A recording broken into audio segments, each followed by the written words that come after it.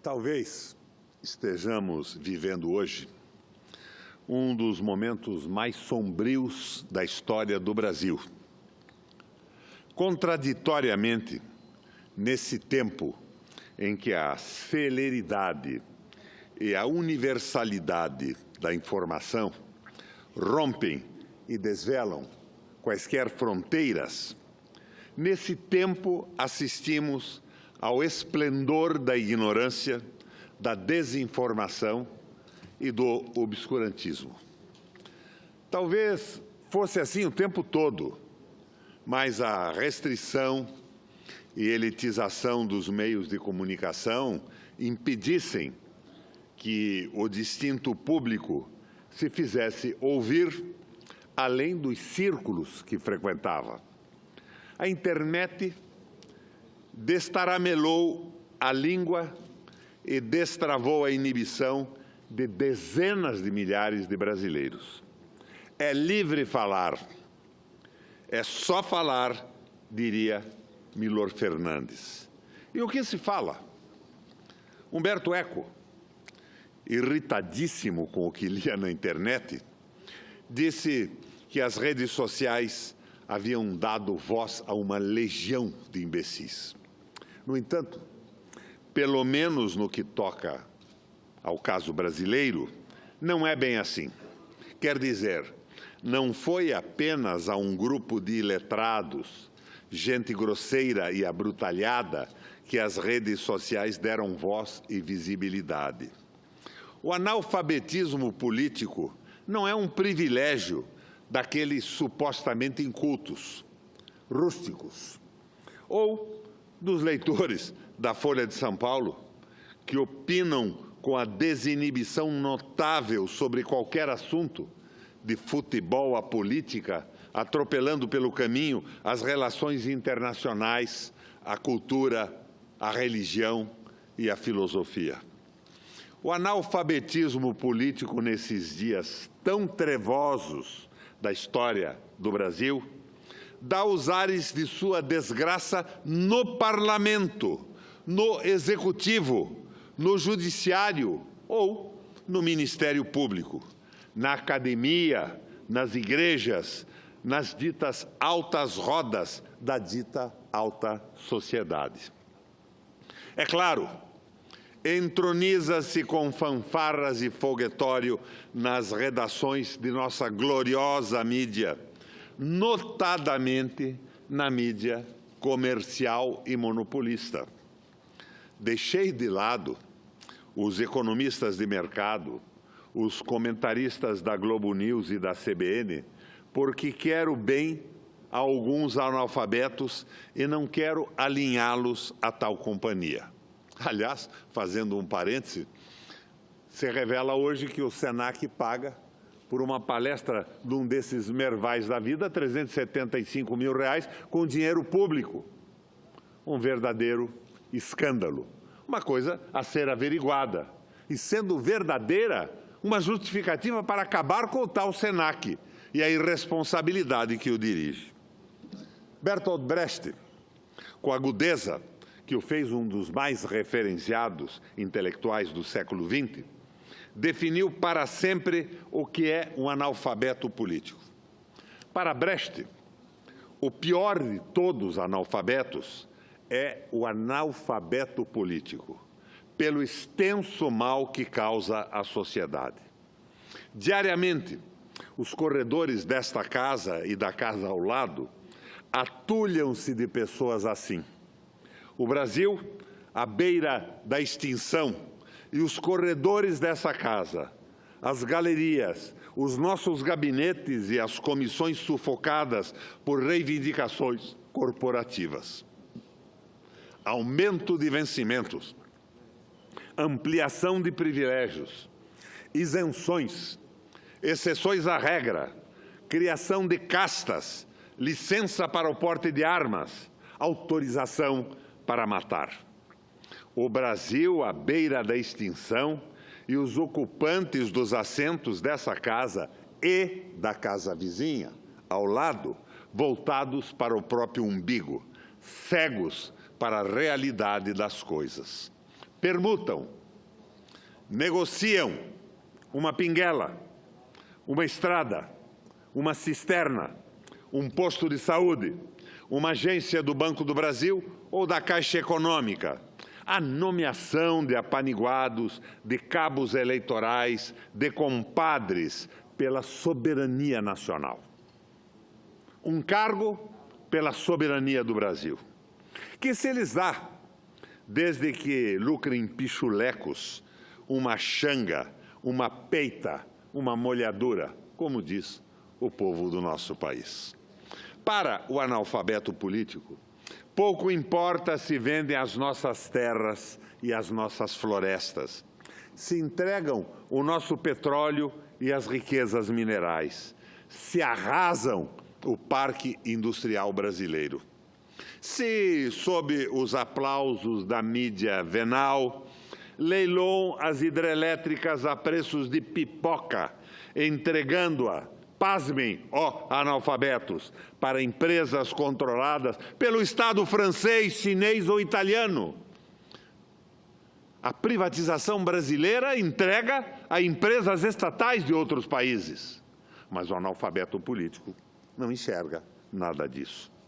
Que se dá a eles, esses analfabetos, se os gastos públicos são congelados por inacreditáveis 20 anos, se provocam a contração da economia e depois comemoram a queda da inflação e a redução de juros, com uma economia absolutamente parada. O que há nisso a comemorar? Se liquidam direitos e pulverizam conquistas. O Brasil, à beira da extinção como nação soberana, e os analfabetos políticos no Judiciário, no Ministério Público e na Polícia Federal, do Tribunal de Contas da União, da Defensoria Pública Federal, com a cabeça enterrada na areia do combate à corrupção. São os novos Savonarolas ou Torquemadas a procurar a popularidade em 15 minutos de televisão.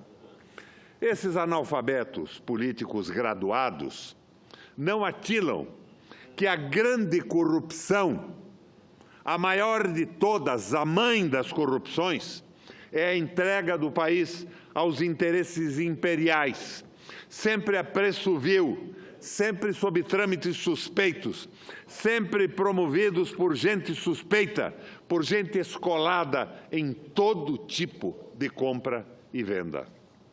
São ou não tremendos analfabetos políticos, tapados absolutos, o juiz, o procurador, o policial federal, o defensor público, o ministro do TCU, os ministros de tribunais superiores que, por exemplo, veem passivamente inertes o governo, todo ele atolado em denúncias de corrupção, vendendo o patrimônio público com absoluta liberdade de ação.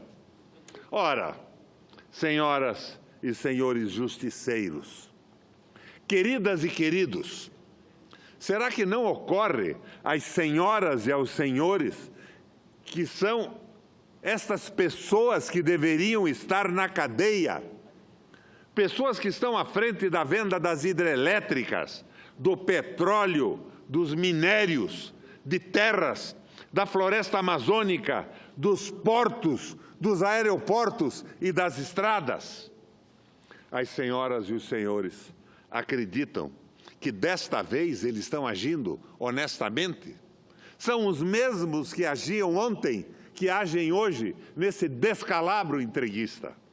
Para mim, esta é a maior prova de que o combate à corrupção é apenas um biombo, uma tapadeira, é apenas um pretexto deslavado para a submissão total e restrita do Brasil à globalização imperial, ao capital financeiro vadio.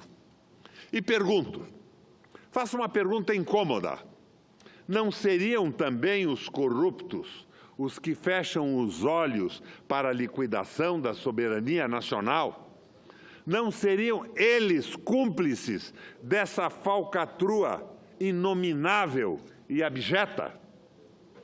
O pior analfabeto é o analfabeto político. Ele não ouve, não fala, nem participa dos acontecimentos políticos. Ele não sabe o custo da vida, o preço do feijão, do peixe, da farinha, do aluguel, do sapato e do remédio. Ele não sabe que esses preços todos dependem das decisões políticas.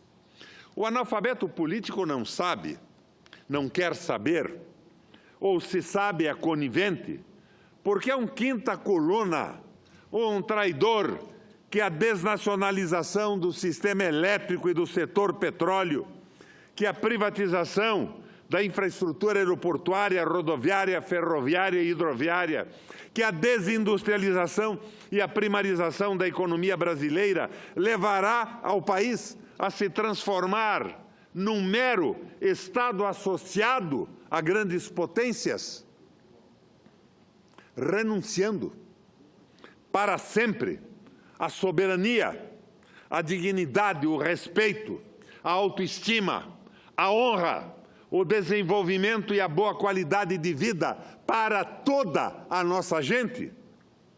Mas o analfabeto político é tão burro que se orgulha e estufa o peito dizendo que odeia a política. Escolas sem partido, sem política, sem ideias. O analfabeto político é tão idiota que se apaixona perdidamente, prontamente pelos políticos que dizem que não são políticos, pelos políticos que também dizem que odeiam a política. O analfabeto político está sempre pronto para aderir ao primeiro picareta que surja na esquina, desfraldando as bandeiras da moralidade, da ética e da política sem partidos.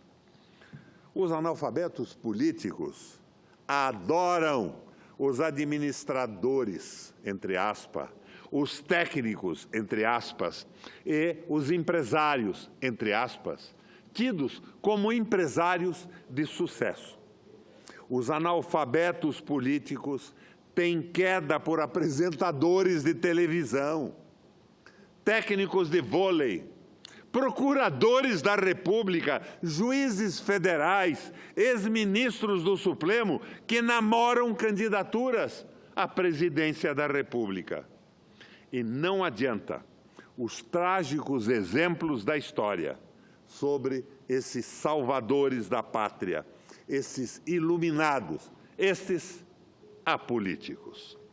O analfabeto político, em sua ignorância impermeável, ceratinosa, está sempre alerta, eternamente vigilante para apoiar até mesmo um Luciano Huck, um Dória, ou quem duvida, talvez até um Alexandre Frota. Ou a ex-apresentadora da Globo, Valéria Monteiro, que anunciou a pretensão de se candidatar à presidência da República e que então está à procura de quem lhe dê uma legenda e um programa de governo. Ó Deus misericordioso! Senhoras e senhores, arremato com a parte final do poema de Bertolt Brecht sobre o analfabeto político. Não sabe o imbecil que a sua ignorância política, da sua ignorância política, nasce a prostituta, o menor abandonado e o pior de todos os bandidos, que é o político vigarista, pilantra, corrupto e lacaio das empresas nacionais e multinacionais. Hoje, o capital financeiro que tenta dominar o mundo e é representado pelos Meirelles, pelos Goldfein, que não sabem nem se preocupam em saber quanto custa 1 quilo de feijão, 1 quilo de arroz ou uma posta de carne para dar a mistura no almoço de um pobre trabalhador brasileiro. Me impressionou hoje, já fora do contexto desse pronunciamento, a presidente do Supremo Tribunal Federal, ciosa do direito à hora do almoço dos senhores ministros. Interrompeu às 11h30, dizendo que o direito ao almoço dos ministros deveria ser respeitado. E cá entre nós, deve sim ser respeitado. E eles pararam às 8h30 para recomeçar às 1h30 da tarde. 2 horas de almoço para os senhores ministros. Merecida. Eles precisam disso, eles têm que pensar, raciocinar, ler os processos. O almoço tem que ser um momento de tranquilidade. Mas foi aqui, este plenário do Senado Federal, que votando uma CLT feita pelo capiroto, pelo diabo, pelo satanás, precarizou o almoço de todos os trabalhadores brasileiros. Obrigado, presidente, pelo tempo e pela oportunidade.